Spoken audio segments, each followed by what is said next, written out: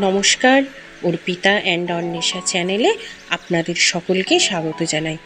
আজকে বুধবার, বাজে এখন সকাল 11:30। মেয়েকে স্কুল থেকে দিয়ে চলে এসে আমি নিজের সকালের জলখাবারটা খেয়ে নিচ্ছি।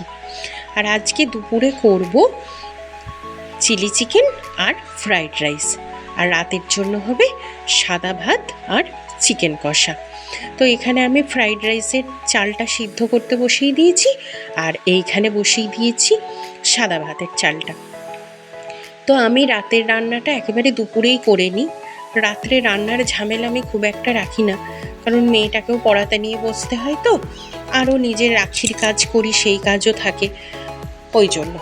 আর সেই দিনকে যে টবগুলো কিনে নিয়ে এসেছিলাম, আজকে সেইগুলোকে ছাদে তুলে রাখবো, আর তার সাথে দেখাবো আমার ছাদের গাছগুলোকে।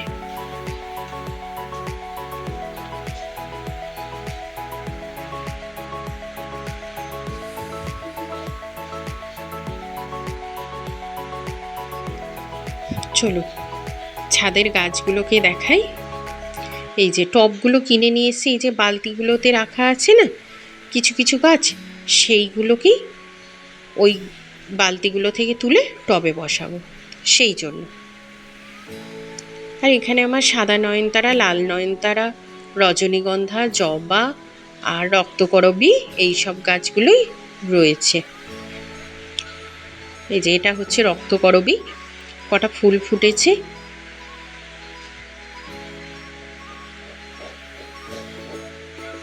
আর সেই দিনকে যে দেখিয়েছিলাম রজনীগন্ধার দুটো স্টিক এসেছে, ছোট ছোট কুঁড়ি হয়েছে, এই যে তার ফুলগুলো এখন ধরতে শুরু করে দিয়েছে। আর পাশের টবটিতেও রজনীগন্ধার একটা স্টিক সবে আসা শুরু হয়েছে।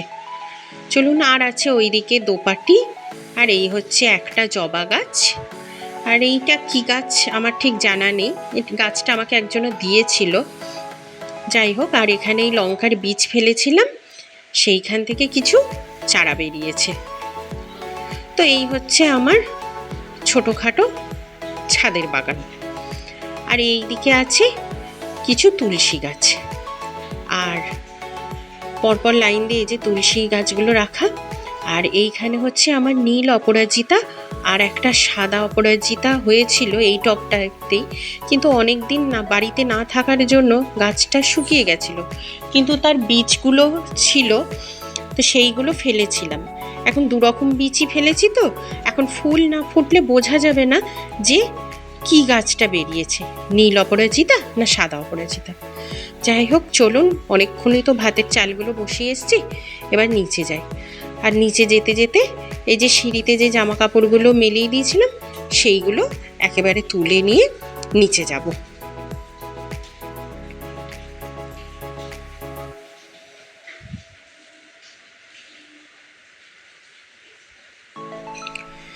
এই যে মাংসগুলো আমার ধুয়ে কমপ্লিট হয়ে গেছে। এইটা হচ্ছে চিকেন কষার, আর এটা হচ্ছে চিলি চিকেনের। তো চিলি চিকেনটা আমি সয়া সস দিয়ে মাখিয়ে 1 ঘন্টা রেখে দেবো।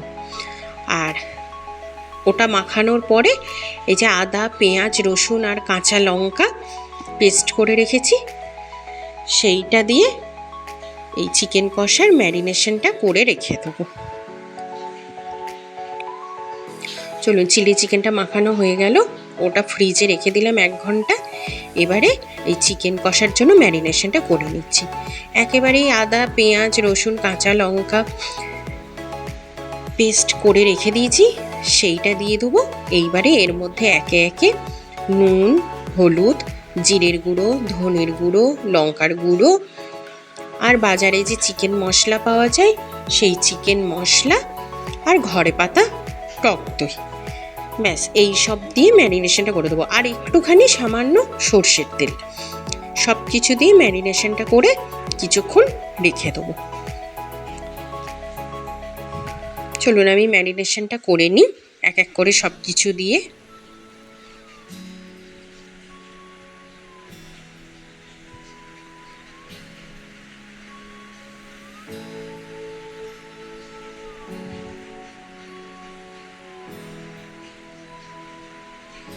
আর আর ওইদিকে সাদা ভাতটা আর ফ্রাইড রাইসের চালটাও আমার সিদ্ধ হয়ে গেছে, ওগুলোকেও জল ঝরিয়ে রেখে দিয়েছি।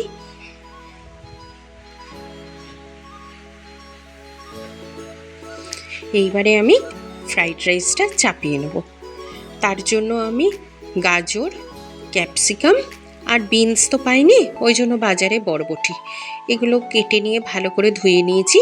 আর মিক্সিতে গোটা গরম মশলা মানে দারচিনি, লবঙ্গ, এলাচ আর কটা গোলমরিচ এই দিয়ে মিক্সিতে গুঁড়ো করে নিয়েছি। আর ফ্রাইড রাইসে দেওয়ার জন্য কাজু বাদাম আর কিশমিশটাও ভিজিয়ে রেখে দিয়েছি। এবার কড়াইয়ে একটু সাদা তেল দিয়ে এই যে গুঁড়ো করা মশলাটা, গরম মশলাটা, সেইটা দিয়ে দিলাম। এবার কিছুটা তেলটা গরম হয়ে যাক আর এই মশলা থেকে হালকা গন্ধটা ছেড়ে যাক, তারপরে ওই যে আনাজগুলো কেটে রেখেছিলাম সেইগুলো ভাজতে দিয়ে দেবো। আর তার সাথে কাজু বাদাম আর কিশমিশটাও একেবারে দিয়ে দেবো। চলুন এবার এইগুলো আনাজগুলো এক এক করে সব দিয়ে দিই। এখনই এটাই লবণ দেব না, লবণটা একটু পরে দেব। একটু ভাজা হয়ে যাক, একটু চাপা দিয়ে রেখে দিয়ে একটু নরম হয়ে যাবে, ভালো করে ভাজা হয়ে যাবে, তারপরে দেব আমি লবণটা। চলুন এটা চাপা দিয়ে রেখে দিয়েছি। এইবারে চিলি চিকেনটাও তো রেখে দিয়েছিলাম 1 ঘন্টা, তো সেইটা এবারে ফ্রিজ থেকে বের করে ওর মধ্যে ওই আদা, পেঁয়াজ, রসুন, কাঁচা লঙ্কার পেস্টটা দিয়ে দিয়েছি। নুন, হলুদ, লঙ্কার গুঁড়ো, ধনের গুঁড়ো, জিরের গুঁড়ো, চিকেন মশলা, আর দিয়ে দেবো একটু কর্নফ্লাওয়ার আর ডিম। এইগুলোকে ভালো করে দিয়ে সব কিছু মাখিয়ে নিয়ে আবার কিছুক্ষণ রেখে দেবো। এই যে এইগুলো সব আমি একসাথে মাখিয়ে নিলাম। আর এইখানে ভাজাগুলো ভালো করে হয়ে গেছে। এর মধ্যে এবারে আমি লবণ, চিনি আর ঘি একসাথে দিয়ে দিলাম। তারপরে ফ্রাইড রাইসের যে চালটা আর কি সিদ্ধ করা ছিল সেইটা দিয়ে একটু নাড়াচাড়া করে মিনিট 2-3 মতন গ্যাস কমিয়ে চাপা দিয়ে বসিয়ে রেখে দেবো। আর তারপরে পাশে এই যে আমি চিকেন পকোড়াগুলো ভাজতে শুরু করে দিয়েছি। কিছুটা চিকেন পকোড়া রেখে দেবো, মেয়ে ভালোবাসে, আর বাকিটা চিলি চিকেন করে দেবো। যেখানে আমার ফ্রাইড রাইস কমপ্লিট, আর ওইদিকে চিকেন পকোড়াগুলো ভাজছি, আর এই দিকে চাপিয়ে দেবো চিকেন কষাটা। তো কড়াইয়ে তেল আর একটু চিনি দিয়ে দিয়েছি। চিনিটা লাল হয়ে গেলে আমি পেঁয়াজ কুচিটা দিয়ে দেবো, আর তার সাথে হালকা করে একটু লবণ দেবো। যেহেতু চিকেন কষায় লবণটা দিয়েছি, ওই জন্য পেঁয়াজটা একটু তাড়াতাড়ি নরম হওয়ার জন্য একটু লবণটা দিয়ে দেবো। বলুন পেঁয়াজটাও এবারে হয়ে গেছে। এবারে এর মধ্যে আলু আর ক্যাপসিকাম ওই যে চিকেন কষায় দেবো তার জন্য ভেজে নেব। এর মধ্যে একেবারে নুন আর হলুদটাও দিয়ে দেবো। বেশ দিয়ে দিয়েছি। এবার আলুগুলো একটু ভাজা ভাজা আর একটু নরম হোক, এটা চাপা দিয়ে রেখে দেবো। আর এইদিকে এই যে চিকেন পকোড়া কতগুলো আমার হয়ে গেছে।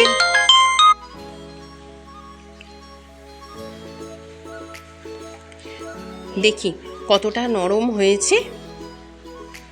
এই যে ভালোই সুন্দর নরম হয়ে গেছে। একটা এই চিকেন পকোড়াটা একটু খেয়ে দেখি সমস্ত কিছু নুন ঝাল সব ঠিকঠাক আছে কিনা। হ্যাঁ, খেয়ে দেখলাম সব ঠিকই আছে। এখানেও আলুগুলো একটু ভাজা হয়ে গেছে। এবারে চিকেনটা যে ম্যারিনেট করে রেখে দিয়েছিলাম চিকেন কষার জন্য সেইটা ঢেলে দিলাম। এবার এটা গ্যাস কমিয়ে চাপা দিয়ে দেবো। এবার এটা এর মতন আস্তে আস্তে হবে। আর তার পাশে আমি চিকেন পকোড়াগুলো ভেজে নিয়ে চিলি চিকেনটা করে নেবো। চিলি চিকেনটা আর বেশি দেখালাম না। এই যে পেঁয়াজগুলো কেটে নিয়েছি, এর মধ্যে টমেটো আর ক্যাপসিকামটা আমি দিইনি, কারণ আমার মেয়ে বলুন বা মেয়ের বাবা বলুন বা আমার শাশুড়ি বলুন কেউই খেতে চায় না, ওই জন্য শুধু পেঁয়াজটা দিয়েছি। আর যেমন করি soya sauce, tomato sauce, chilli sauce, এটা আদা পেঁয়াজ রসুন বাটা হালকা করে সমস্ত মশলাগুলো রোজগারের দিয়ে ব্যাস এটা আমার রেডি হয়ে গেছে।